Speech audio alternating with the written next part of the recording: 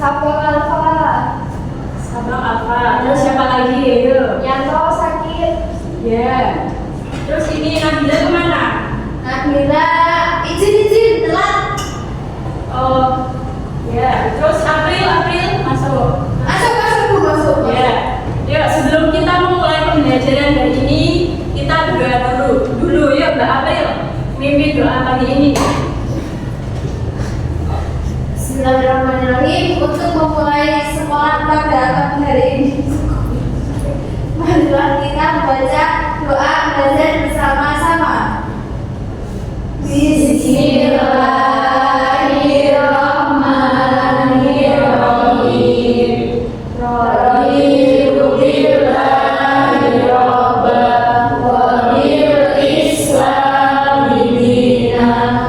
wa bi Muhammadin nabiyyan wa rasulan. Rabbi zidni ilman warzuqni rahmah. Amin. Itu Mas Hafiz kok nggak ikut doa? Yuk, ulangi sendiri, doa sendiri. Bismillahirrahmanirrahim. Raditu billahi rabban wa bil islami dinan wa bi Muhammadin nabiyyan wa rasulan. Rabbi zidni ilman warzuqni rahmah. Amin. Ya, minggu kemarin kan kita udah belajar tentang definisi teks LHO ya. Iya. Masih ingat nggak? Ayo coba dibaca lagi. Yuk Mas Kevin dibaca lagi. Teks laporan hasil observasi merupakan teks yang mengungkapkan fakta-fakta. Fakta tersebut didapatkan melalui proses pengamatan. Sebagai jenis teks faktual, laporan hasil observasi harus bersifat objektif. Objektif artinya informasi yang diberikan sesuai dengan data yang diperoleh selama observasi. Oleh karena itu, laporan hasil observasi yang kalian harus tulis dipastikan hanya berisi informasi yang kalian peroleh di lapangan berdasarkan apa yang kalian lihat, dengar, cium, sentuh, dan rasakan, atau objek atau situasi.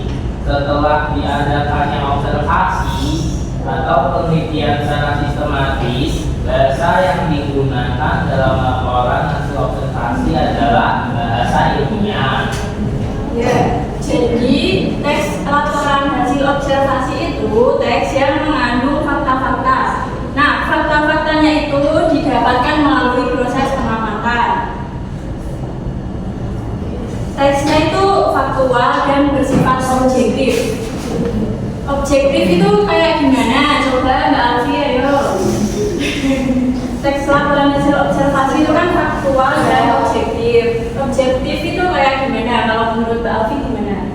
Real. Ya. Sesuai data yang ada di lapangan. Ya benar. Kalau faktual menurut Mbak Zara gimana? Teks faktual itu Sesuai kenyataan.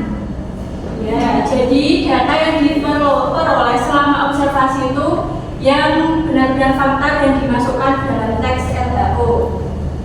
Kemudian struktur teks LHO ada 3. Yang pertama pernyataan umum dan klasifikasi. Yuk definisinya dibaca dulu Mbak Desti. Pernyataan umum atau klasifikasi berisi pembukaan atau pengantar mengenai hal yang akan disampaikan, hal umum tentang objek yang akan dikaji, dan menjelaskan secara garis besar pemahaman tentang hal tersebut. Contohnya, ketika objek observasi adalah binatang, hal yang dibahas di bagian ini adalah nama ilmiah. Klasifikasi umum binatang bisa berupa serangga, mamalia, unggas, dan lain-lain, dan tempat hidup secara umum. Ya, jadi pernyataan umum itu berisi hal-hal yang akan disampaikan, hal-hal umum kayak gagasan utamanya gitu. Cuma pernyataan yang umumnya aja. Kemudian yang kedua, struktur yang kedua itu ada apa Mbak Nisa? Ada deskripsi bagian. Ya, gimana deskripsi bagian itu? Bagian ini berisi penjelasan detail mengenai objek atau bagian-bagian dari objek. Contohnya, jika objek observasi adalah binatang, hal yang dapat dibahas di bagian ini adalah bagian tubuh, pola makan, teori hidup, habitat, kebiasaan unik, dan lain-lain. Ya, jadi di dalam deskripsi bagian ini kayak yang dibahas itu udah bagian-bagiannya, kayak udah mendetail gitu. Misalnya laporan hasil observasinya tentang binatang ya.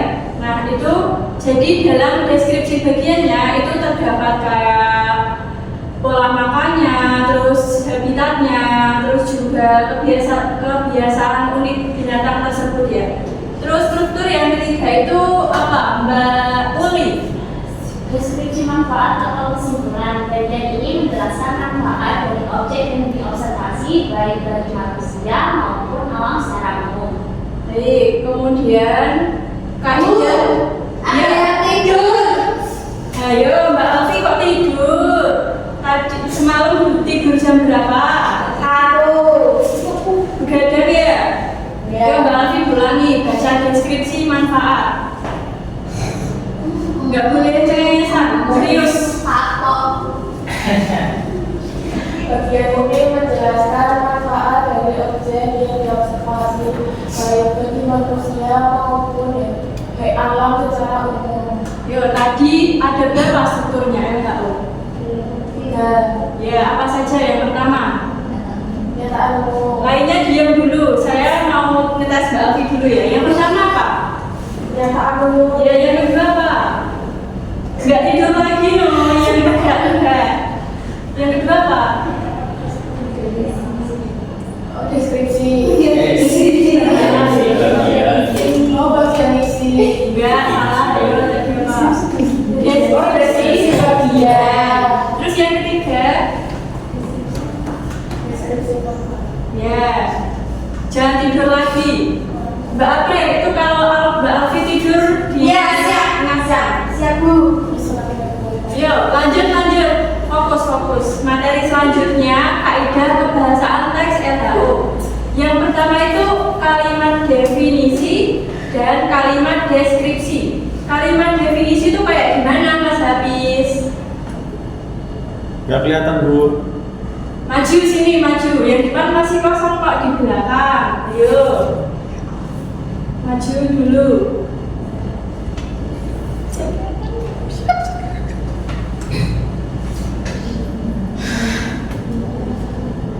Yuk ganti Mas Kevin kalau begitu. Oh, Kalimat definisi kayak gimana? yang mana Bu? Kaidah kebahasaan teks LHO itu kan ada dua. Yang pertama apa? Kalimat definisi, Ya, sama kalimat. deskripsi. Ya, kalimat definisi itu kayak gimana? Pengertiannya. Kalimat definisi merupakan kalimat yang menjelaskan suatu hal, baik benda hidup maupun benda mati secara umum. Umumnya pengguna kalimat definisi dalam teks laporan merujuk pada istilah teknis atau ilmiah yang berkaitan dengan bidang tertentu. Hal tersebut dapat membantu pembaca memahami istilah teknis atau ilmiah yang muncul dalam teks.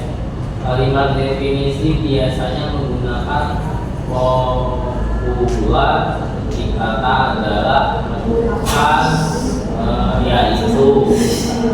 Ya, jadi kalimat definisi itu kalimat yang bersifat menjelaskan tentang suatu objek yang akan dibahas secara umum ya.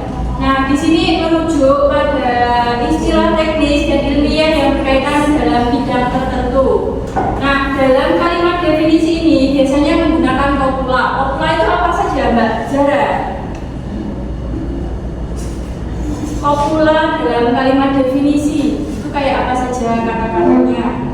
Seperti kata adalah, merupakan, dan yaitu. Ya, benar. Terus kayak bahasan yang kedua, kalimat deskripsi. Coba Mbak Nisa dibaca.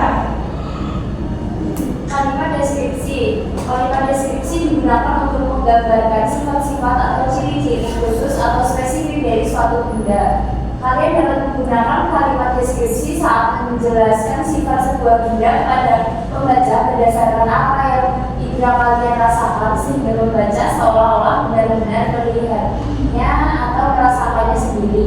Ya, jadi kalimat deskripsi itu bersifat mendeskripsikan atau menggambarkan sifat-sifat dan ciri-ciri tertentu tentang suatu objek tersebut ya.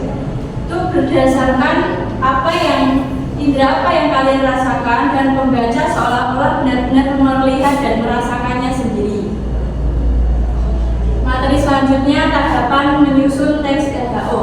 Yang pertama, menentukan objek apa yang kalian observasi. Yang kedua, menentukan hal apa saja yang akan kalian amati dalam teks observasi dari objek tersebut. Yang ketiga, observasi menggunakan panduan pengamatan yang telah dibuat.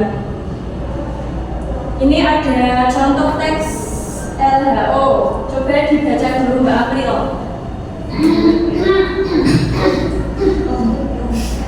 Konggeret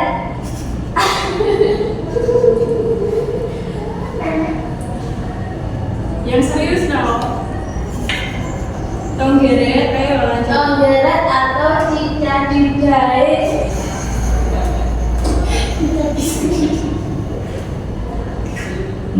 Ayo serius. Merupakan serangga yang memiliki suara paling nyaring.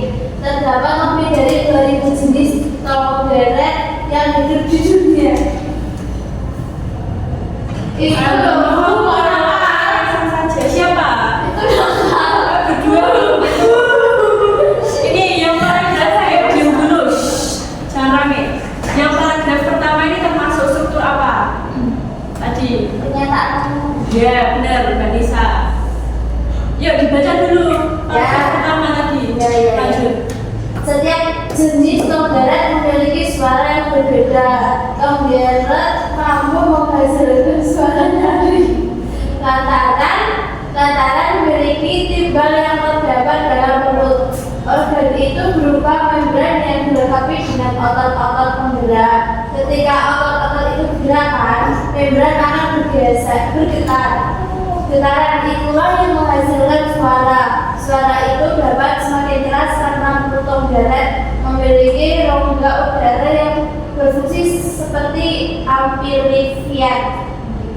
Rongga itu memperkuat suara yang kuat dihasilkan oleh getaran timbal. Ya, paragraf tadi termasuk dalam pernyataan umum ya. Kemudian paragraf selanjutnya termasuk ke dalam struktur apa? Bagian. Deskripsi bagian. Benar. Ayo dibaca Mbak Alfi. Deskripsi bagian. Paragraf kedua.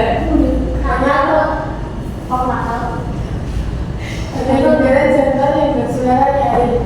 Mereka mengeluarkan suara begitu keras untuk menarik perhatian konggeret betina. Setiap jenis konggeret memiliki suara yang unik. Konggeret tidak dapat kawin. Ya lanjut. Konggeret tidak dapat kawin dengan jenis yang berbeda. Selain untuk menarik perhatian betina, suara nyaring tersebut pun berguna untuk melindungi mereka dari serangan burung yang akan menghadap. Ya. Ayo, kalau biar fokus speaking dulu. Biar speaking dulu. Nanti gini ya, kalau guru bilang tepuk satu jadi satu gini. Kalau tepuk dua jadi satu dua. Tepuk tiga satu dua tiga. Kalau tepuk empat satu dua tiga empat. Gitu ya. Nanti gimana Mbak Desti? Nggak Bu, nanti ditunjuk aja Bu, biar seru. Ya, dari sini ditunjuk. Ayo bareng-bareng dulu. Tepuk satu, tepuk dua, tepuk tiga, tepuk empat, tepuk tiga, tepuk empat, tepuk dua. Mbak Alfi, tepuk dua, tepuk empat. Gak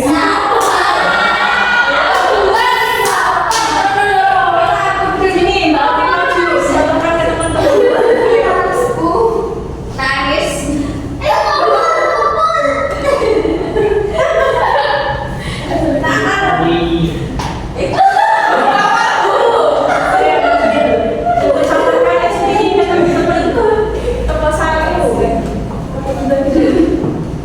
Kamu mau manggil teman-temanmu?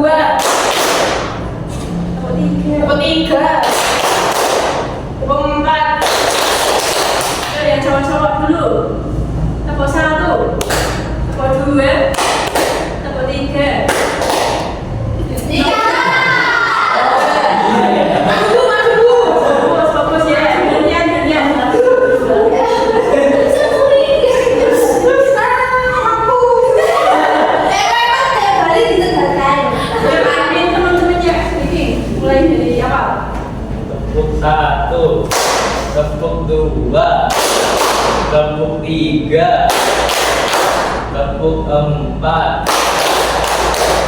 Oke. Yang cowok. Yang fokus yang cowok. Ya. Tepuk 1. Tepuk 1, tepuk 2, tepuk 3, tepuk 4. Ya sudah.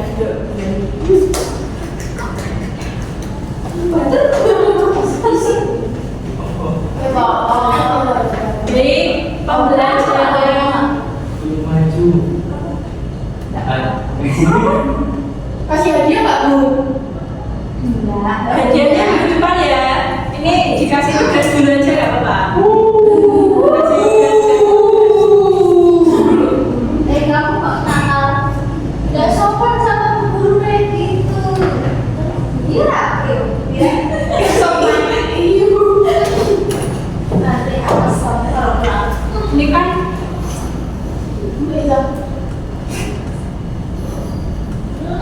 ini kan tadi udah dikasih contoh teks LHO-nya ya, yang udah dibaca sama Mbak April, Mbak Alfi, Mbak Nisa tadi. Nah, untuk pertemuan selanjutnya, kalian saya tugaskan untuk membuat kerangka teks LHO, kemudian menyusun teks LHO. Objeknya itu bebas ya, apa aja. Bu, kucing boleh Bu? Kucing boleh, jadi kan kalau kucing tentang binatang ya. Iya. Ya, terus apa lagi yang mau ditanyakan? Kursi Bu, kursi. Kursi boleh. Handphone. Oh ini di stop dulu kan? Apa itu?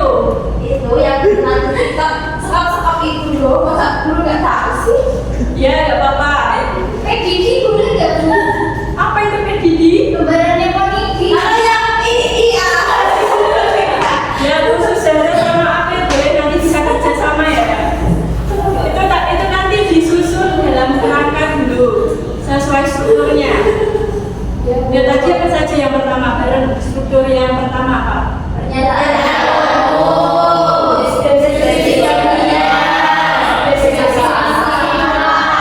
Kesimpulan ya. Minggu depan harus sudah jadi terkait objek yang akan kalian susun teks LHO-nya. Ya begitu ya untuk pembelajaran pagi ini cukup sekian. Sebelum mengakhiri pembelajaran kita berdoa dulu. Mbak Uli pimpin doa. Dami sholat ya. Apa ya? Sebelum mengakhiri pembelajaran pada pagi hari ini, maka kita tutup dengan doa kafaratul majlis. Subhanallahumma wa bihamdika asyhadu an la ilaha illa anta astaghfiruka wa atubu ilaik. Ya jangan lupa tugasnya saya cukupkan sekian. Terima kasih. Wassalamualaikum warahmatullahi wabarakatuh. Waalaikumsalam.